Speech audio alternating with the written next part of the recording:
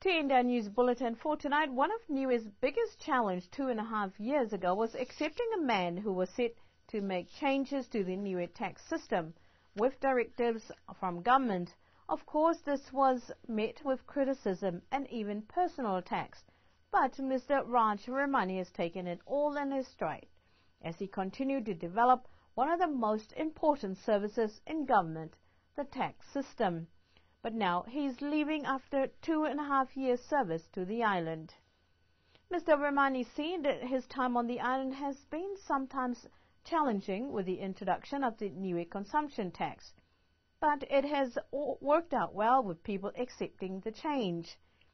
The future also looks good for the country, he said, and hopefully businesses will continue to comply and do the right thing.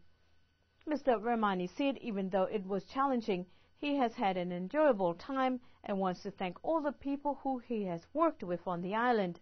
Raj said he is hoping to return to the island for a holiday in the future. Raj and Kavita Ramani will be departing the island this Friday with their children. We wish them all the best for their next venture back home in Wellington.